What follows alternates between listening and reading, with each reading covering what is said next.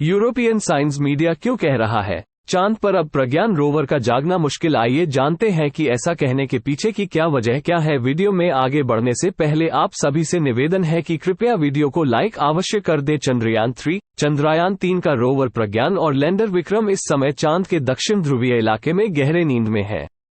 इसरो को उम्मीद है कि चांद पर फिर दिन होने पर प्रज्ञान और विक्रम जागकर डाटा भेजना शुरू कर सकते हैं। इस बीच यूरोप का मीडिया कह रहा है कि भारतीय चंद्र अभियान पर गए रोवर और लैंडर का जागना मुश्किल है। आखिर ऐसा क्यों कहा जा रहा है?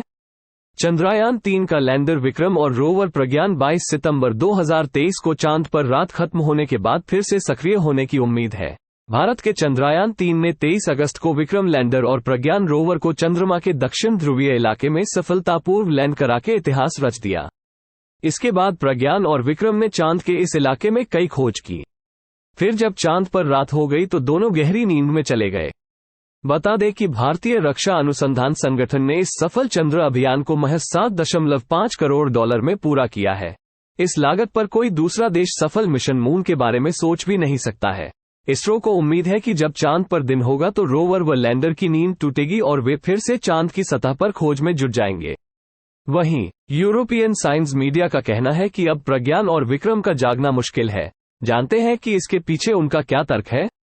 यूरोपीय विज्ञान मीडिया का कहना है कि जैसे ही 2 सप्ताह बाद चंद्र दिवस खत्म होगा रोवर प्रज्ञान के लिए मिशन खत्म हो सकता है। दरअसल अब तक दुनिया ने उन रोवर अभियानों को देखा है जो कई साल तक चले। इस धारणा के बनने में अमेरिकी अंतरिक्ष एजेंसी नासा के मंगल अभियान पर गए रोवर की बड़ी भूमिका है। यूरोपियन साइंस मीडिया का कहना है कि उन रोवर्स में multi mission radio isotope thermoelectric generator यानी MMRTG बिजली संयंत्र है जो कई साल तक चलते हैं। ये बहुत ज्यादा महंगे भी होते हैं। चंद्रयान 3 मिशन के रोवर प्रज्ञान में MMRTG का इस्तेमाल नहीं किया गया है।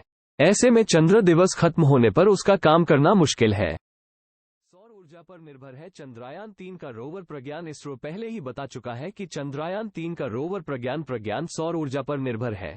फिलहाल चंद्र रात्रि चल रही है। प्रज्ञान ने विक्रम की मदद से अपने अब तक के मिशन में काफी डाटा इसरो को भेजा है। फिलहाल वो हाइबरनेट कंडीशन में है।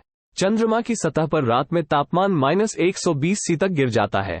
वहीं इसरो ने अंतरिक्ष यान के इलेक्ट्रॉनिक्स इतने कम तापमान को सहन करने के लिए नहीं बनाए थे। अभी बैटरी चार्ज है और रिसीवर भी चालू है। इसरो को उम्मीद है कि चांद रात बीतने पर यह 22 सितंबर को फिर से सक्रिय होकर मिशन जारी रख सकता है।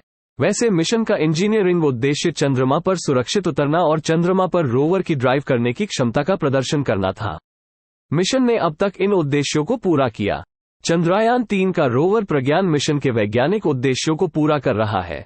चंद्रयान 3 के वैज्ञानिक उद्देश्यों की बात की जाए तो मिशन का लक्ष्य चांद की सतह पर पानी की बर्फ का पता लगाना और रेडियोलिथ की संरचना को चिन्हित करना था। इसी मकसद को पूरा करने के लिए इसमें एक स्पेक्ट्रोमीटर और एक स्पेक्ट्रोस्कोप लगाया गया है।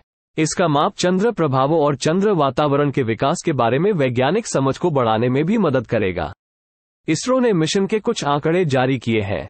लैंडर की ओर से भेजे गए तापमान माप में सतह के ठीक ऊपर और ठीक नीचे के तापमान के बीच अंतर दिखाई दिया है। इसके मुताबिक चांद की सतह का तापमान 50 डिग्री सेल्सियस था और सतह से कुछ मिलीमीटर नीचे यह -10 डिग्री सेल्सियस था। रोवर प्रज्ञान ने हासिल की कई उपलब्धियां। चांद के दक्षिण ध्रुवीय क्षेत्र में पहली बार तापमान लिया गया है। इससे पुष्टि होती है कि अन्य अभियानों ने चंद्रमा पर किसी दूसरे क्षेत्र में क्या पाया है। रेडियोलिथ की ऊपरी परत एक इंसुलेटर के तौर पर काम करती है और अच्छी तरह से गर्मी का संचालन नहीं करती है। चंद्रयान 3 के रोवर ने दक्षिणी ध्रुव पर सल्फर का भी पता लगाया। सल्फर चंद्रमा पर दूसरे इलाकों में भी पाया गया है, लेकिन ये पहली बार है कि इसे दक्षिणी ध्रुव पर भी पाया गया। ये पहली बार है कि इन सीटू मापन से इसका पता लगाया गया है। इस आधार पर कहा जा सकता है कि मिशन का बाकी डाटा विज्ञान के उद्देश्यों के नतीजों को भी निर्धारित करेगा। ये भारतीय वैज्ञानिकों के लिए बड़ी सफलता होगी। उम्मीद है हमारे द्वारा दी गई है जानकारी आपको पसंद आई होगी। तो कृपया वीडियो को लाइक अवश्य कर दीजिएगा। मिलते हैं ऐसे ही अगली जानकारी के साथ। तब तक के लिए जय हिंद, जय भारत।